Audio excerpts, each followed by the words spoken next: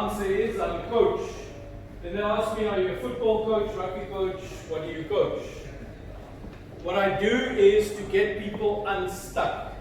People and companies. Most people in their careers, in their companies, they get stuck.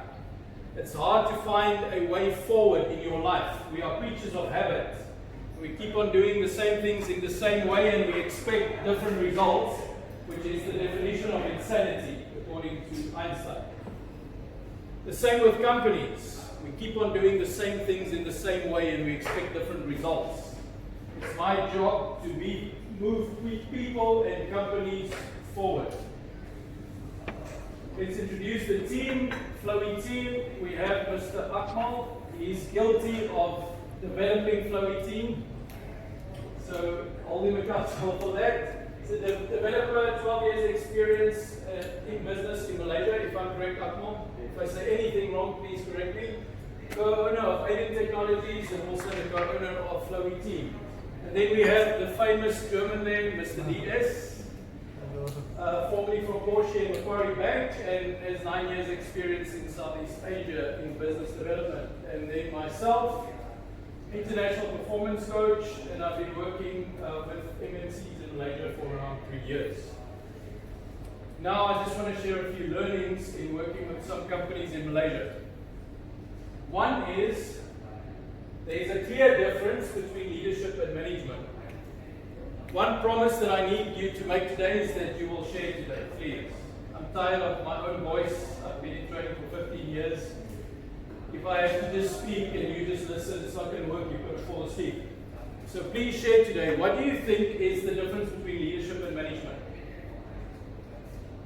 A leader affects behavioral change. A leader is a symbol to his team. That's just the two basic points I know, but there are many. A manager or management, to me, is just pure textbook. There's no spirit behind that. So a leader inculcates the spirits of excellence. Manager inculcates rules. That's all. Okay, great. Wrong or right here today? Anybody else wants to share? Overmanage them, they lose inspiration. They are tired. They don't want to work. They're just there for a salary. So if there's a lack of leadership, a lack of inspiration, it's very hard to grow a business sustainably. Also, management is needed. It's needed to control people. If there's no SOPs, people will just hang on the fans and have party all the time. No hard work. So it's both that is needed. But most companies, and it's not only in Malaysia, most companies are overmanaged and underled. A lot of rules, yay high, but very little inspiration. That's very common. So people think leadership is about charisma. I must have the ability to speak in front of people. I must have this great potential, this great style about me to be a leader. I must be known and acknowledged by everybody as a leader. That is total nonsense. Absolute nonsense. It's purely a decision. But no use. You can have the best technology in the world. You can have the best AI in the world. You can have the best CEO. But if there's a toxic culture in your country, in your organization, in your business, you have a big problem. And it's extremely hard, if not impossible, to sustainably perform. So again, the symptoms, it's like a disease. I have flu, but I have many symptoms, right? My body aches. I am sneezing all the time. I'm coughing. My eyes even hurt. I have a headache. Many symptoms, one disease. The same with the toxic culture. One disease, many symptoms. Late for work, don't enjoy the work, find no fulfillment, cannot build relationships. Many symptoms, one disease, pre-COVID-19. Air Asia, would you say they're the best in their business? Yes. Biggest? Yes. Most profitable? Yes. So you're getting quieter and quieter, not sure. It's because research has proven you are likely, if you are really vision driven and really going after it collectively as a team, to hit 2 out of the 3, but not 3 out of 3.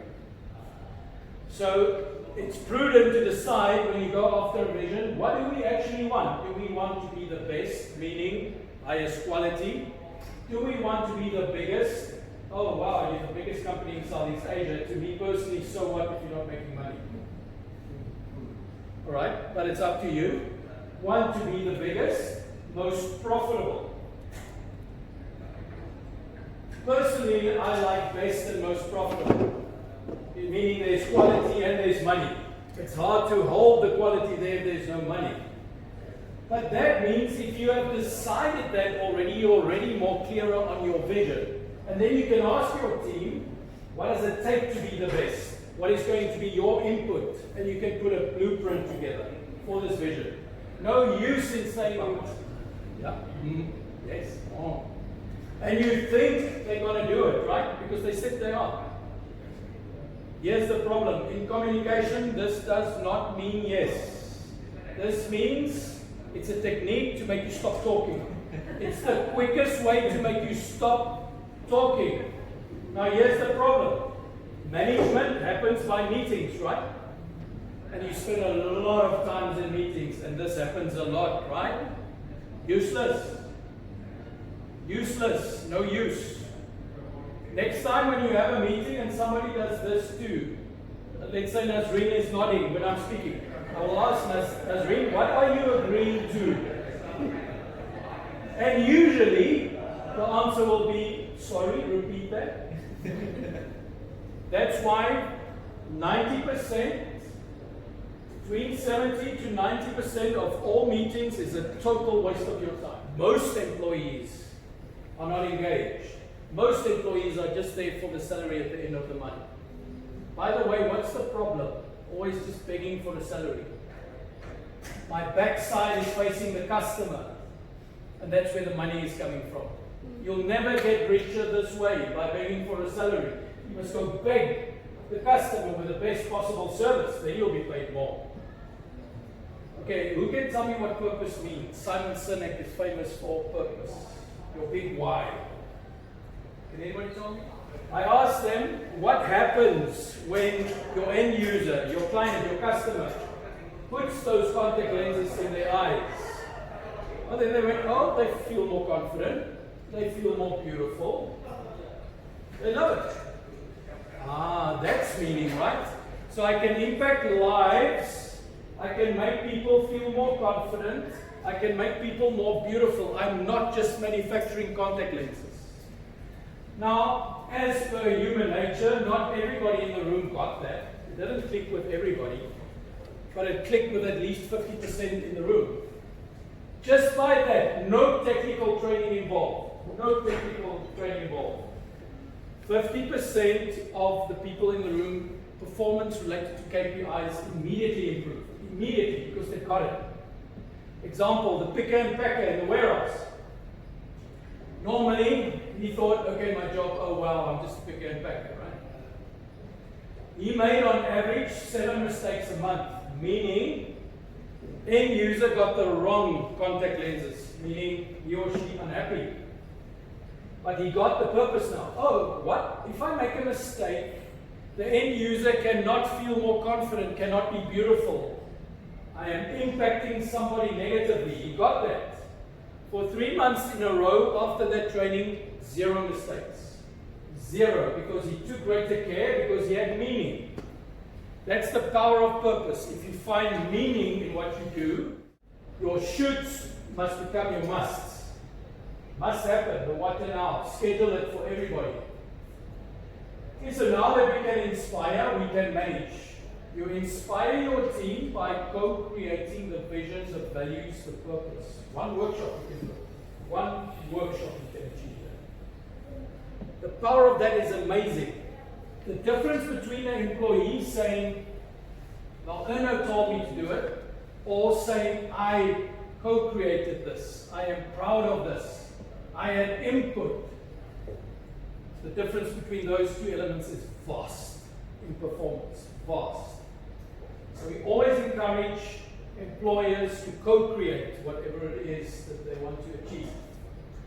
So through the FlowyTeam system, which I'll be introducing right now, you can manage and track your performance. But remember, first create that culture, or create it while you are using the system. And you can do that even remotely. So we proudly present, why proudly? Because we know the power of this. Proudly present the ultimate performance management system.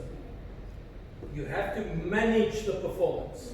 You have the vision now, you have the purpose, you have the values, you have the goals. Now you have to go deep into managing that performance. Now, Harvard and Gallup study, famous study, has proven that only 25% of companies using the KPI system.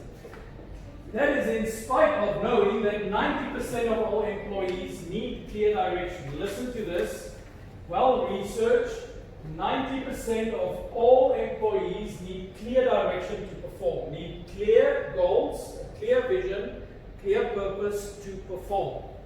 If they don't have it, poor to average performance is what you're going to get. So what we have been doing now, creating a clear vision, purpose, values, and then complementing that by performance management is the secret sauce to being number one. Only 15% of employees define themselves as being involved in, remember, involved in, not even committed, enthusiastic, or committed to their job. No wonder we struggle to grow companies. No wonder we struggle to expand into Southeast Asia and becoming global leaders. If only 15% of our employees are engaged, enthusiastic. You tell me now, why are they not? You tell me, why should employees be enthusiastic? If they earn 2,000, 3,000, what's so exciting about that? For what? Give them purpose, give them meaning, give them something to be inspired by at least. Then you can uplift their performance and get them to be committed. Companies with a highly engaged workforce see an average of 20% increase in sales. Now that is very significant. When you have an enthusiastic, engaged, purpose-driven, vision-orientated workforce, by that alone, you can see 20% increase in your sales on average. Global research, just by that. So background, essentially. So it's all about your employees. Leadership is the ability to inspire people to take action. So when you have that ability and people start performing, then only you grow. So it's all about the people. That debate, profit over people, is nonsense because people drive the profit through their actions. So this is an investment in your people. So let's start with objectives. On the FlowyTeam system, you will first set your objectives. Objectives should be significant. Why would I go after an objective if it doesn't have meaning, if it doesn't make impact in the business and in society? By the way, research, well known, what drives the younger generation in a job? What do they want to see? They want to be after something significant. They want to make an impact in society in general. So if the objectives of the company does not make an impact, is not significant, no use. You're not going to inspire anybody. So on the FlowyTeam system, you can set your company objectives. It has to be action orientated. If it doesn't inspire action, how's this going to work? Concrete and inspirational. I cannot stress it enough. We have to do soul searching. If we cannot inspire our employees, we are not leaders, and it's not wrong. Very few people are leaders. But that's the required ability. The ability to make people stand up and do, create, go forward. If you don't have that ability, it's definitely not wrong, but get people in your team that has that ability. If not, cannot grow, cannot be number one. You need that guy or that woman that will inspire people in your team. What are good KPIs for your company? We get this question a lot. So what KPIs should I say? What will work? What will inspire people? Now, here's the mistake that a lot of companies do with their KPIs. They set KPIs that doesn't impact the bottom line of the company, that doesn't impact profit and growth. Like, for example, setting a function as a KPI, key performance indicator. The word key performance indicator, or the phrase, should indicate to you that it should be highly important. If I achieve that, the company will grow. The company will make an impact. So it should be highly significant. But here's the problem. Companies set attendance as a KPI. And then they even reward that KPI. My question to that is, do you want to be bankrupt? Because attendance is purely a function. They should attend, right? It's their job to attend. Now you set it as a KPI, and now they're so proud. I'm attending, look at me. Reward me. Now you reward that. That's a sure way to go bankrupt. Reward performance that drives the company's profit and drives the company forward. So a key KPI could be sales turnover. That's a very normal one. Or sales average. For example, I have seen 20 prospects this month and I have closed 15 deals. That is a sales average or KPI of 75%. And if that's the KPI that I set, I've hit it.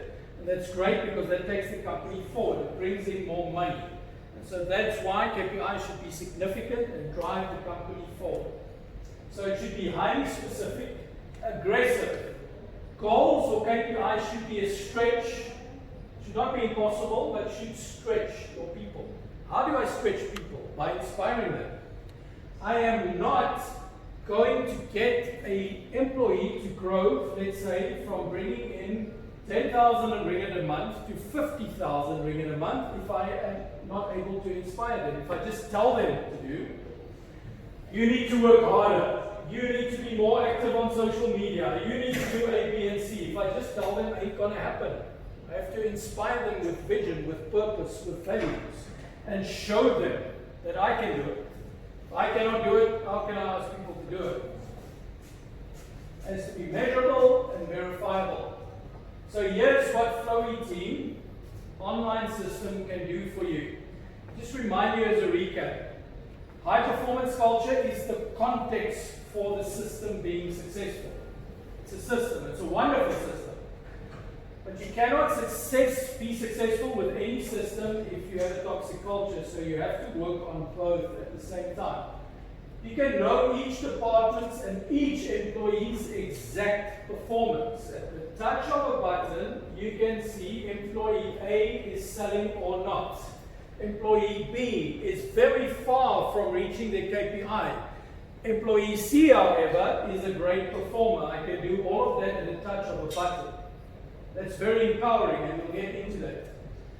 It's very motivational. If I have clear goals, clear KPIs. If not, I don't know what I'm after. I'm just in a boat floating on the sea. But KPIs gives you clear direction, the same with goals. So it's very motivational. So you set those KPIs on the system, employees can see it, your supervisors can see it. You have different access levels, but that's up to you. It enables personal growth. If I as an employee have my KPIs, and as like any other person on this planet, I will have my weaknesses. Let's say I'm a salesperson, and currently I'm not closing enough deals. My KPI is to hit 50% of the deals. So I have to close 50% of the people that I see. But I'm at 40%. So of course there's a skills gap, and I'll showcase how that works. But of course there's a skills gap. So immediately I know, okay, I'm not reaching target, there's something that I need to do. That's why we also encourage you to have a culture of coaching. As soon as you see the KPI is not being met, then train and coach. So it helps you to encourage personal growth, company growth, as well as revenues. So that's why we strongly engage people to set the vision, the purpose, the values of the company, and then the system is used to drive your people forward with purpose and energy. Purpose is the driver of performance, and purpose is the willpower to perform. Combine purpose and goals, and also combine your goals with your values. Again, very few companies have integrated goals and values. And that's clear on the system. What are your goals, your objectives, and what is your values, and also what is your KPIs, and it's all integrated. The power of that is the following. Let's say I hit my KPIs, but again, I'm constantly late for work. I follow backdoor policy. I write down fake numbers, but I appear to hit my KPIs. Meaning I'm transgressing the value system of the company, but it appears like I'm hitting my KPIs. So when you integrate values with KPIs, it works. If it's disparate, you have it separate. You don't look at your values, you only look at the KPIs, you're in for big trouble. Because then people might still hit their KPIs, but they're transgressing your value system. And that's very bad for the company. So it's an integrated system where you look at your objectives, where you look at purpose, where you look at values, all of that combined. And that's highly powerful. Now here's the thing. Here's the pain point. What are companies going through that don't have clear performance management and performance management system? They lack clear goals. And again, if you don't have clear goals, what are you after? You're like a boat just floating on the sea. You don't know where you're going towards. It results in inaction at work. Well-researched fact. What is the number one factor in people resisting change in business? Meaning, you present this change initiative to your people and you're so excited about it, but they resist it. Verbally or with inaction, passive aggressiveness, they just don't do it. What is the number one reason you think? Well-researched fact. Please use words to express yourself. It's scared. Can be. But the most well-researched fact is lack of clarity. People resist change because they're not exactly sure what are we after here. Exactly what is my role. Exactly how I can help to achieve it. If they are not crystal clear on that, they will resist any change. So that's why you have to be so clear on your KPIs, the meaning of them, the goals, the values, etc. Results in inaction at work. Low productivity, and that of course means low earnings. That is almost a guarantee if you don't have a performance management system in place, clear value system, clear vision. COVID-19 has changed a lot in the way we do business, and it will still impact us going forward. And one way it has impacted everybody, remote work is now a real thing in most cultures. It's forced upon us. So that's what this wonderful system called FlowyTeam empowers you to do. It empowers you to manage even a remote workforce. Because you will be able to track their performance, even track their attendance, also see who are the ones that are performing, also identify who needs coaching, who are the ones that's not performing, and identify their skills gap. That's the next one. We have a resource hub where you can upload your own videos, or you can ask us to use ours if it's applicable. And immediately when you recognize, let's say employee A lacks communication skills, immediately just tell the employee, send a message, notify him, watch video A, B, and C, and report to me, and I'll coach you on this. So what we want, what we envision FlowyTeam to be, is a real proactive system. It's not just checking results. Oh, Akmal is hitting his KPI, but Nazreen is not, and Haji Jamal is doing great, but this one is not. It's not just that, because so what? What are you going to do with that information?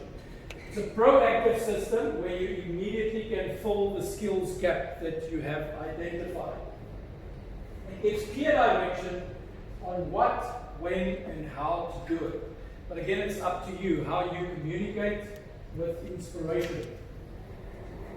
And here's the cool thing, on our system, And here's the thinking behind it. KPIs in general, what do you think?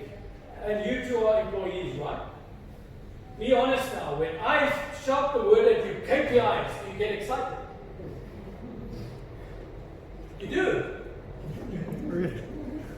I can't get you work for me. Most employees are different than you. When they hear the word KPI, they go, oh, somebody's going to measure my performance, and if I don't make it, they're going to fire me, and it's going to be a bad discussion. Most employees don't like it, but it's the context. If you get the vision right, the values right, they would love it. Most employees don't like the word because you just yell at it. You need to perform. You need to do A, B, and C, and if you don't, there's going to be consequences. So get the context right for KPIs and reward it openly, and we have a clear, well-defined reward system on the system. They can redeem, for example, their iPhone or whatever it is you want them to receive after a great performance. So when KPIs are linked to rewards, it's highly effective. It will also help you in setting the right rewards. But please don't reward attendance, right? Don't make mistakes like that. It's a very transparent system in the sense that all employees can see their own performance. It's also a ranking system, and nobody wants to be last, right? So if you look at the ranking system and you see, oh, I am behind Sue or I'm behind so-and-so, then I can go and see my internal coach, or I can go through the required training on the resource hub, and I can catch up. It's a matter of pride as well. But that's if you get the culture right. If not, people will just go, oh, I'm lost, and then they perform even worse. You have to have that inspiring vision for this to work. And then it's objective.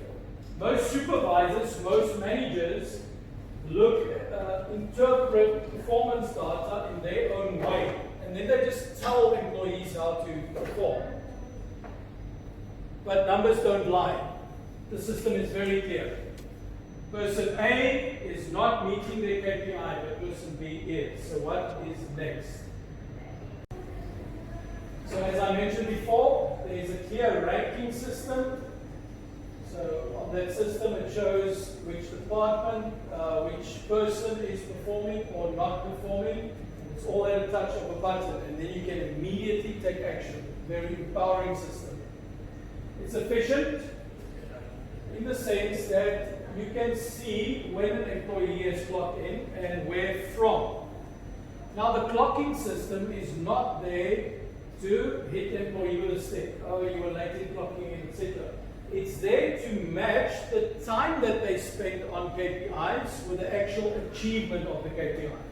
So then I am empowered to know exactly how much time my employees are spending on their work to achieve their KPIs. And in that way I can be way more efficient in planning forward. The reward system I personally love because I know as a performance coach, if there's no reward, why would people do it? Yes, they would do it because they are inspired, if you get that right. But constant work and I am never recognized, I will leave the company eventually, on average. That's a well-researched fact. So make sure that that reward system is used and it's customizable. It's up to what you can afford, what rewards you want to give. But last tip on rewards is make it personal. So I got this advice from my dad, who has been a leadership coach for over 40 years. He explained to me that rewards must be very personal. The way he incorporated rewards in his life was the following. He would, for example, let's say insurance salesperson A hits a target. He will not go, here's money for you. He will phone their spouse and ask them what is needed at your house. Example, a fridge. And then he would send the fridge directly to them. Very personalized, everybody's very happy. And it shows that you care. So that's just a tip to make sure that your rewards are personalized, but please use the reward system part of FlowyTeam. We are proud of the resource hub, especially because most systems are reactive. You see the data, but what's next? The resource hub is the link to close the skills gap. So from the start, you can be proactive, upload your own training videos, your own specific, what do you call it, industry, to make sure that it's immediate. Once you see person A not meeting the KPIs, you tell them, use the resource hub, so that we can immediately close the skill gap. So here are some of the companies that use Flowy products at the moment. You run through them.